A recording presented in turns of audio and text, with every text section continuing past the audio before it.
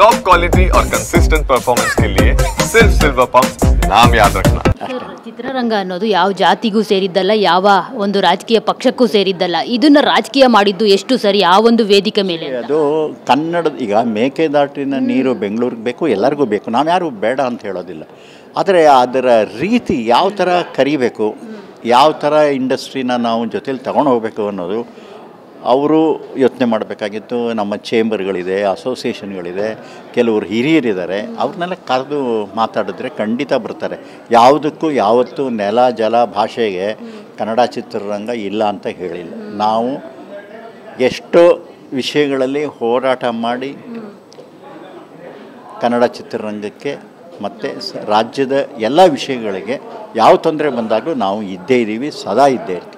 Sir, ಕಲಾವಿದರು ಎಲ್ಲೋ ಒಂದು ಕಡೆ ಸಾಫ್ಟ್ ಟಾರ್ಗೆಟ್ ಆಗಿಬಿಟ್ಟಿದ್ದಾರಾ ಎಲ್ಲರಿಗೂ ಅಂತ ಅನಿಸುತ್ತೆ ಸರ್ ಈ ವಿಚಾರದಲ್ಲಿ. ಯಾಕಂದರೆ ಹೋರಾಟ ಮಾಡಿದಾಗಲೂ ಬರಲ್ಲ ಅಂತಾರೆ, ಈ ಬೇರೆ ಯಾರನ್ನೂ ಕೇಳಲ್ಲ, ನಿಮ್ಮನ್ನೇ ಕೇಳ್ತಾರೆ ಕಲಾವಿದರನ್ನ. ಯಾಕೆ ಅಂತ ಗೊತ್ತಾಗ್ತಿಲ್ಲ ಸರ್. ಅಲ್ಲ, ಅದು ಏನು ಅಂತ ಹೇಳಿದ್ರೆ ಕಲಾವಿದರಲ್ಲೂ ಕೆಲವರಲ್ಲಿ ತಪ್ಪು ಇದೆ.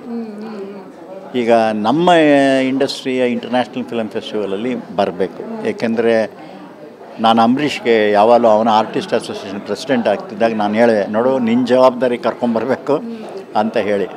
ಹಾಗೆ ಇವತ್ತು ಬರಬೇಕಾದ್ದು ಯಾರ ಹೇಳಿ ಕರೆಸ್ಕೊಂಡು ಬರಬಾರ್ದು, ನಾವೇ ವಾಲಂಟಿಯರಾಗಿ ಹೋಗಬೇಕು.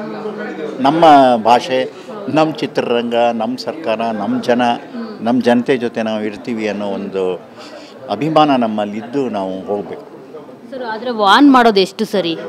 ಅದು ಅವರೇನು 50 ವರ್ಷ ಸಿ ಎಮ್ ಆಗಿರ್ತಾರಾ? ಇದು ಪೊಲಿಟಿಕಲ್. 5 ವರ್ಷ ಆದಮೇಲೆ ಅವ್ರು ಯಾರೋ ಬೇರೆ ಯಾರೋ ಬರ್ತಾರೆ. ಅದನ್ನು ಡಿಕ್ಟೇಟರಾಗಿ ಮಾತಾಡೋದು ತಪ್ಪು. ಅವರು ಕರೆದು ಸಮಜಾಯಿಸಿ ಈ ಥರ ಆಗಿದೆ, ತಿದ್ಕೊಳ್ಳಿ, ಬನ್ನಿ ಮನೆಗೆಲ್ಲ ಅಂತ ಹೇಳಿದ್ರೆ ಆಗುತ್ತೆ. ಸಿನಿಮಾನೇ ಮಾಡೋಕ್ಕೆ ಬಿಡಲ್ಲ ಅಂತ ಹೇಳಿದ್ರೆ, ರೀ ನಮ್ಗೆ ಸಿನಿಮಾ ಇಲ್ಲಿ ಬೇಡ ರೀ, ನಾವು ಪಕ್ಕಕ್ಕೆ ಹೋಗ್ತೀವಿ, UPಗೆ 5 ಕೋಟಿ ಸಬ್ಸಿಡಿ ಕೊಡ್ತಾರೆ. ಎಷ್ಟು? 5 ಕೋಟಿ. ಕಾಶ್ಮೀರದಲ್ಲಿ 6 ಕೋಟಿ ಸಬ್ಸಿಡಿ ಕೊಡ್ತಿದ್ದಾರೆ.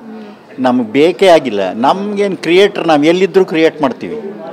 V creators, we can create anything anywhere ಅಂತ. ಹಾಗೆ ಅದು ವಾಪಸ್ ತಗೋಬೇಕು ಅವ್ರು ಆ ಮಾತು.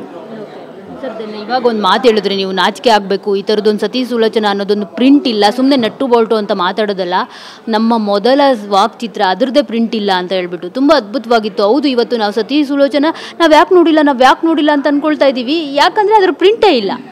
ನೋಡಿ, ನಾನು ಚೇರ್ಮನ್ ಆಗಿದ್ದಾಗ ತುಂಬ ಪ್ರಯತ್ನ ಪಟ್ಟೆ, ಏನಾದರೂ ಮಾಡಿ ಒಂದು ಆರ್ಕೈವ್ಸ್ ಮಾಡಬೇಕು ಅಂತೇಳಿ. ನಾನು ಫ್ರಾನ್ಸ್ಗೆ ಹೋಗಿ ಜೈಮಾಲನ್ನು ಕರ್ಕೊಂಡೋಗಿದ್ದೆ, ರಾಮಚಂದ್ರ ಅವರ ಹಸ್ಬೆಂಡ್ನು ಕರ್ಕೊಂಡೋಗಿದ್ದೆ. ಏಕೆಂದರೆ ನ್ಯಾಷನಲ್ ಆರ್ಕೈವ್ಸ್ ಎಷ್ಟು ಇಂಪಾರ್ಟೆಂಟು, ಹಾಗೆ ಸ್ಟೇಟ್ ಆರ್ಕೈವ್ಸು ಇಂಪಾರ್ಟೆಂಟು. ಎಷ್ಟೆಷ್ಟೀಗ 1000 ಪಿಕ್ಚರ್ಗಳಾಗ್ಬಿಟ್ಟಿದೆ, ಏನೂ ಇಲ್ಲ ನಮ್ಮ ಹತ್ರ. ಆಮೇಲೆ ಅಕಾಡೆಮಿಲಿ ಅಷ್ಟೊಂದು ಜಾಗ ಇದೆ. ಒಂದು 10 ವರ್ಷದ ಪ್ಲ್ಯಾನ್ ಹಾಕಿ ವರ್ಷಕ್ಕೆ 2 ಕೋಟಿ 1 ಕೋಟಿ ಮಾಡಿ ಅದಕ್ಕೆ ಯಾವ ಥರ ಅವಾರ್ಡ್ಸ್ ಬೇಕು, ಅದಕ್ಕೆ ಏನು ಟೆಕ್ನಾಲಜಿ ಇದೆ, ಅದಕ್ಕೆ ಯಾರು ಟೆಕ್ನಿಷಿಯನ್ಸ್ ಇರಬೇಕು, ಹೇಗೆ ಸೋರ್ಸ್ ಪತ್ತೆ ಮಾಡಬೇಕು, ಎಲ್ಲಿದೆ, ಅದನ್ನೆಲ್ಲ ಮಾಡಬೇಕಾಗಿತ್ತು. ಆ ನೆಟ್ಟು ಬೋಲ್ಟ್ ಮೊದಲು ಟೈಟ್ ಮಾಡಬೇಕು. ಈ ನೆಟ್ಟು ಬೋಲ್ಟ್ ಟೈಟ್ ಮಾಡಿದ್ರೆ ಏನೂ ಪ್ರಯತ್ನ ಆಗೋದಿಲ್ಲ. Thank you sir. ಸೊ ನೋಡಿದ್ರಲ್ಲ, ಇದಿಷ್ಟು ಹಿರಿಯ ನಿರ್ದೇಶಕರಾದ ರಾಜೇಂದ್ರ ಸಿಂಗ್ ಬಾಬು ಅವರ ಮಾತು. ಕ್ಯಾಮ್ರಾ ಪರ್ಸನ್ ನವೀನ್ ಜೊತೆ ಮಂಗಳರಾಜ್ ಗೋಪಾಲ್, ಟಿವಿ9 ಬೆಂಗಳೂರು.